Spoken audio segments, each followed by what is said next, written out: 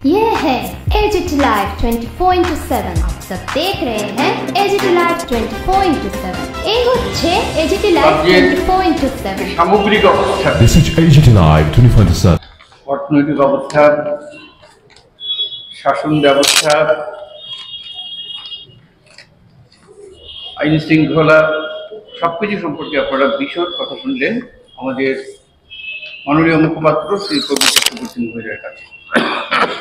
এবারে আমি আপনাদের একেবারে সামান্য একটু সময় নেব, মিনিট 5-এর মধ্যেই আমি আমার বক্তব্য শেষ করব। আগামীকাল থেকে 28 তারিখ পর্যন্ত সারা ভারতবর্ষে ভারতীয় জাতীয় কংগ্রেস কিছু কর্মসূচি নিয়েছে এবং সেই কর্মসূচি আমাদের রাজ্যেও প্রতিপালিত হবে। এই সম্পর্কে আমি আপনাদের 2-4টে কথা বলব।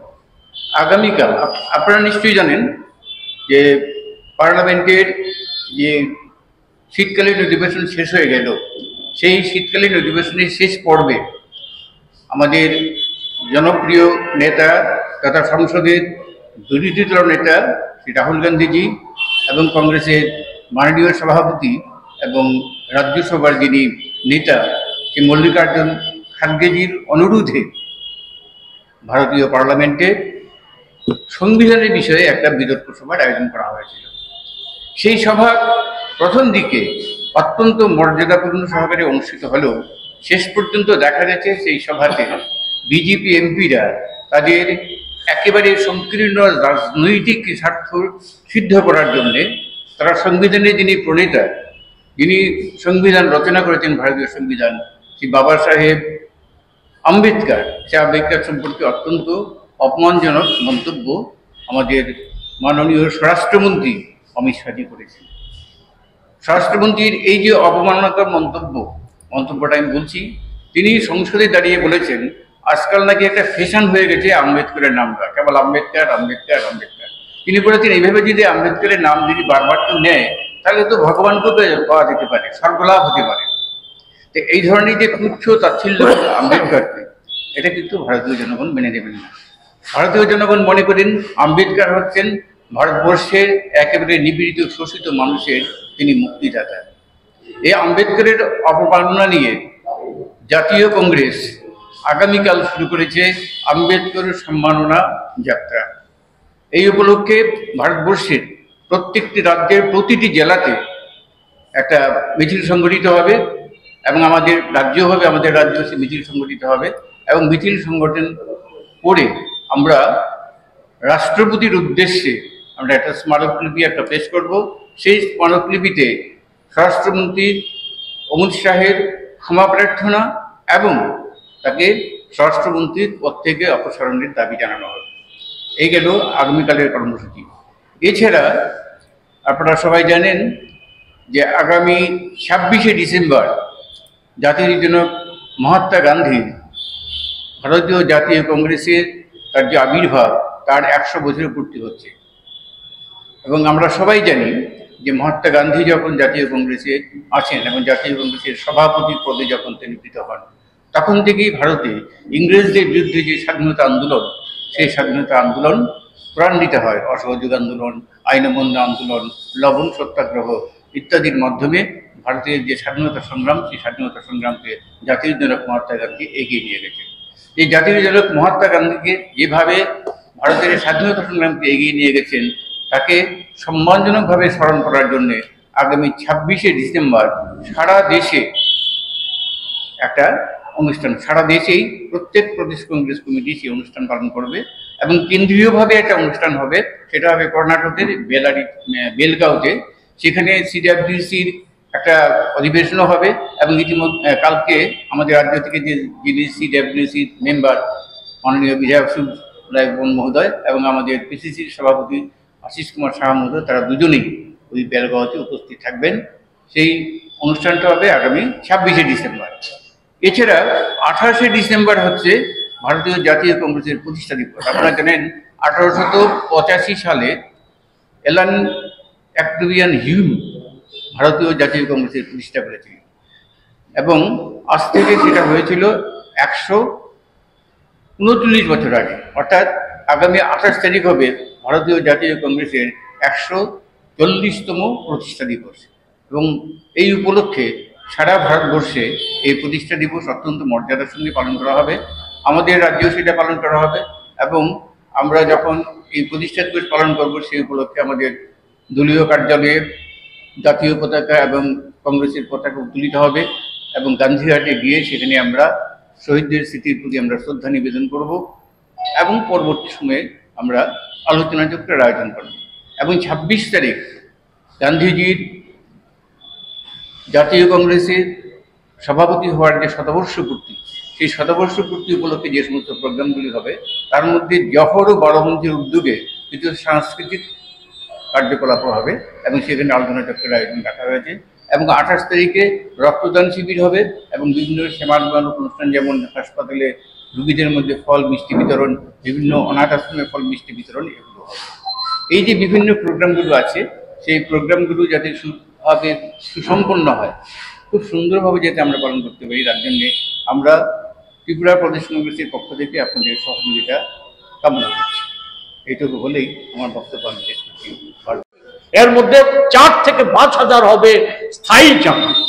এও আবার ওই সেখানে একটা ভালো অংশ হচ্ছে বহির রাজ্যের যুবক যুবতী আমাদের রাজ্যের বেকারদের বঞ্চিত করে। আর বাকি সব চাকরি হয় চুক্তি ভিত্তিতে, কম টাকার বিনিময় চুক্তি ভিত্তিতে, নতুবা আউটসোর্সিং এর মাধ্যমে যে চাকরিগুলির কোন নিশ্চয়তা নেই, এজেন্সির মাধ্যমে কম পয়সায় চাকরি দেওয়া হচ্ছে। আমাদের রাজ্যে বলা হচ্ছে আরেকটা পুরো বেকারদের অবস্থা তো চরম জায়গা। আমাদের রাজ্যের ছেলে মেয়েরা আজকে গোটা উত্তর পূর্বাঞ্চলের থেকে কাজের জন্য হন্যে হয়ে ঘুরছে। ছেলে মেয়েরা রাজ্যে দেশের বিভিন্ন রাজ্যে চলে যাচ্ছে যে কোনো কাজ পাওয়ার জন্য, প্রধানত পরিযায়ী শ্রমিক হিসাবে চলে যাচ্ছে। এই তথ্যগুলি দিতে গেলে অনেকটা সময় লেগে যাবে। শুধু আমাদের রাজ্যে ৯২,০০০ শ্রম দপ্তরের হিসাব, ৯২,০০০-এরও বেশি কেন্দ্রীয় শ্রম দপ্তর হিসাব দিয়েছে ওই ২০২৩ সালের গোড়ায়, যে ছেলে মেয়ে সেখানে পরিযায়ী শ্রমিক সহ যে কোনো কাজ করার জন্য দেশের অন্যান্য রাজ্যের সাথে বহির দেশেও পাড়ি দিচ্ছে। এ কোনো সম্মানজনক কাজ নয়। যারা ওই মেধা যুক্ত যে সমস্ত ছেলে মেয়েরা দেশের বিভিন্ন প্রান্তে বা বিদেশে সে সম্মানজনক কাজ করছে, তাদের হিসাব না। এতে মেয়েদের সংখ্যা হচ্ছে ১৭,৫০০-এর বেশি। এটা হচ্ছে আমাদের উন্নয়নের আরেকটা ঠিক। আমাদের স্বাস্থ্য ব্যবস্থা ভেঙে পড়েছে, প্রয়োজনীয় মেডিকেল অফিসার নেই, প্রধান হাসপাতাল জীবিতে, চিকিৎসা ব্যবস্থা বলতে আজকাল কিছু নেই। মুমূর্ষ রোগী, সেখানে চিকিৎসার কোনো সুবন্দোবস্ত নেই। অন্যান্য ছোট বড় মাঝারি হাসপাতালগুলির কথা তো বলে লাভই নেই। আমাদের শুধু মেডিকেল অফিসার নয়, হোমিওপ্যাথি ডাক্তার থেকে শুরু করে আয়ুর্বেদিক ডাক্তার সবটাই কমে যাচ্ছে, কিন্তু নতুন কোনো নিয়োগ নেই। আমাদের স্বাস্থ্যকর্মী নেই, সেখানে ট্রলিতে রুগীকে আনা নেওয়া করতে গেলে, হুইল চেয়ার ব্যবহার করতে গেলে বাড়ি থেকে লোক নিয়ে যেতে হয়, নতুবা টাকা দিতে হয়। এই ব্যবস্থা হয়েছে। আমাদের স্বাস্থ্য ব্যবস্থাকে বেসরকারি হাতে তুলে দেওয়ার একটা প্রচেষ্টা চলছে। আইজিএম হাসপাতালের সরকারি খরচে তৈরি হওয়া পরিকাঠামোকে একটা বেসরকারি সংস্থার হাতে তুলে দেওয়া হচ্ছে। ভুজনগরে একটা জমি তুলে দেওয়া হচ্ছে, তা নিয়েও ওই কেলেঙ্কারির অভিযোগ উঠেছে, কোনো সদুত্তর নেই। জমি তুলে দেওয়ার চেষ্টা হচ্ছে সেখানে একটা বেসরকারি সংস্থার হাতে হাসপাতাল গড়ে তোলার জন্য, অথচ সরকারের বড় প্রতিশ্রুতি প্রধানমন্ত্রী দিয়ে গিয়েছিলেন এইমস তৈরি করা হবে এই জলের তোয়ার জন্য। এখানে বলা হচ্ছে,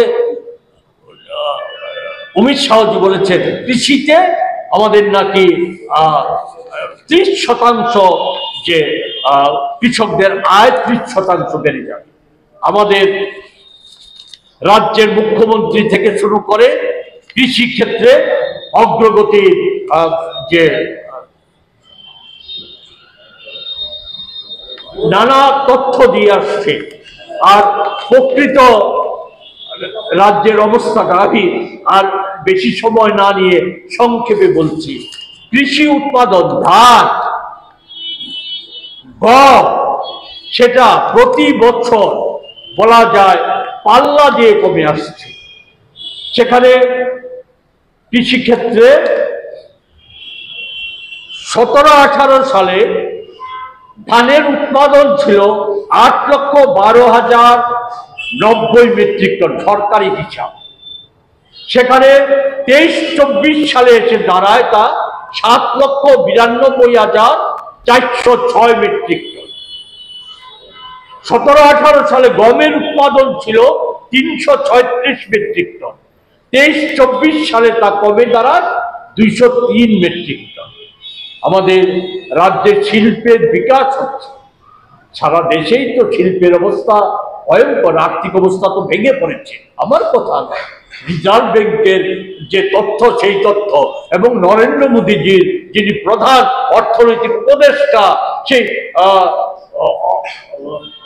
অনন্ত নাগেশ্বরম উনি যে রিপোর্ট দিয়েছে, লেখা উনার যে লেখা বেরিয়েছে 7 তারিখ ইকোনমিক টাইমস অফ ইন্ডিয়া 7ই ডিসেম্বর, সেই লেখায় আমাদের আর্থিক যে ভয়ঙ্কর অবস্থা সেইগুলি স্বীকার করে দিয়েছেন। আমি কিন্তু বলতে চাই না, আমাদের রাজ্যে শ্রমিক সরকারি হিসাব মতো শ্রমিকের সংখ্যা 22-23 সালে ছিল 61,160 জন, বর্তমানে তা কমিয়ে দাঁড়িয়েছে 60,014 জন। ফলে এই যে বিষয়গুলি, সেই বিষয়গুলি নিয়ে কোন আলোকপাত করা হয়েছে বলে জানা নেই। সরকার সুশাসনের কথা বলে, কাজের সরকার বলে, উন্নয়নের ধারা বলছে। আমার কাছে তথ্য আছে, যদি আজকে আর সময় নেব না, যদি আমরা এগুলি পরবর্তী সময় বলবো। কেন্দ্রীয় সরকারের বিভিন্ন প্রকল্পে তারা তো বিপ্লব দত্ত প্রতিবার দিল্লি যেত আর বলতো 1000, 10,000, 12,000, 1000 কোটি টাকা নিয়ে আসছে। প্রকৃত চিত্রটা কি? গত এই তাদের সময়কালে কত টাকা বরাদ্দ হয়েছে এর মধ্যে দেখা যাচ্ছে প্রায় 50% বেশি টাকা তো কমে আসছে, ধারাবাহিকভাবে কমে আসছে। 50% বেশি টাকা রাজ্য সরকার নির্ধারিত প্রকল্পগুলিতে এখনো খরচ করতে পারেনি, সেগুলি ব্যাংকে মজুদ আছে। সেই টাকায় কি হচ্ছে কেউ জানে না, যেমন জানে না ডোনারের টাকায় কি হচ্ছে। আমরা দেখেছি এই রাজ্যে পর্যটনের বিকাশের নামে নানা কি কর্মকাণ্ড করা হয়েছে, পর্যটনের কতটা বিকাশ হয়েছে। সর্বশেষ একটা ছোট্ট উদাহরণ দিই, এই যে সেখানে কিছুদিন আগে একজন ভারত শ্রেষ্ঠ শিল্পীকে এনে কোটি কোটি টাকা খরচ করে যে পর্যটনের যে ক্ষেত্র নাকি বেড়ে যাবে সেই কথা করে প্রচার সংগঠিত করা হয়েছে। কার্যত কি হয়েছে? সেই প্রচার ভারতবর্ষের পর্যটকদের আকৃষ্ট করার ক্ষেত্রে এই শিল্পীর যে ভূমিকা নেওয়ার কথা ছিল,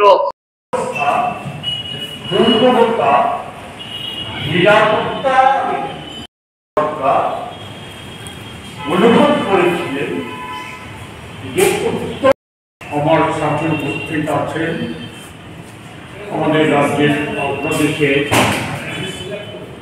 কার্যত কিছু টাকা, সরকারি টাকা কাউকে তার পছন্দের ব্যক্তিকে পাইয়ে দেওয়া। এটা আর যেটা বলেই আমি শেষ করব যে সেটা ওই অমিত শাহজি এবং আমাদের রাজ্যের মন্ত্রী, মুখ্যমন্ত্রী থেকে মন্ত্রীরা যে সমস্ত কথা বলে যে আমাদের আর্থিক শ্রীবৃদ্ধি ঘটেছে, মাথা পিছু আয় বাড়িয়েছে, রাজ্যের জিডিপি বেড়েছে, দেশের জিডিপি বেড়েছে, প্রকৃত তথ্য হচ্ছে আমি সেগুলোর তথ্য আজকে উল্লেখ না করে শুধু বলবো অনন্ত নাগেশ্বরমের যে প্রধানমন্ত্রী মুখ্য উপদেষ্টা, ওনার কথায় ভারতবর্ষের কর্পোরেট জগতের আয় অস্বাভাবিক রকম বেড়ে গেছে। ওই সেই আদানি থেকে শুরু করে যে নির্দিষ্ট কিছু কর্পোরেট সেক্টরের আয় যা বিগত 15 বছরে হয়নি, 15 বছরে যা হয়নি। শ্রমিকদের আয় কমে গেছে, ছাঁটাই কমে গেছে। আমাদের রাজ্যেও একটা অংশের মানুষের আয় বেড়েছে। নেশা পাচারকারী, চোরাচালানকারী, নিগো মাফিয়া, জমির দালাল আর বিজেপির একটা অংশের নেতা মন্ত্রী থেকে কার্যকর্তা যাদের 18 সালের আগে নির্দিষ্ট কোনো বাসস্থান ছিল না, ঘুমালে পরে আকাশের তারা গুনতে পারত, তারা আজকে প্রাসাদ সম বাড়ি করেছে, তারা আজকে সেখানে কোটি কোটি টাকা ব্যাংক ব্যালেন্স করেছে, সেখানে তারা আজকে দামি দামি গাড়ি ব্যবহার করছে। এদের আয় বেড়েছে, এটা ঠিক।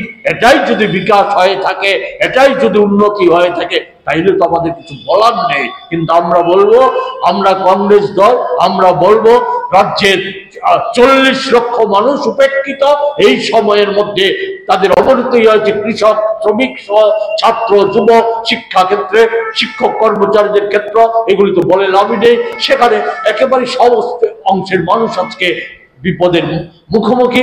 এই জায়গায় দাঁড়িয়ে আমরা কংগ্রেস দল বসে নেই, আগামী দিনেও আমরা বসে থাকবো না। এই সমস্ত অপপ্রচার, প্রতারণা এর বিরুদ্ধে আমরা দলমত নির্বিশেষে আমরা যাতে আন্দোলন গড়ে তোলার কর্মসূচি নিয়ে আমরা রাস্তায় নামবো। আমরা আপনাদের মাধ্যমে সমস্ত অংশের রাজ্যবাসীর সমর্থন আমরা চাইবো, এই কথা কটি বলে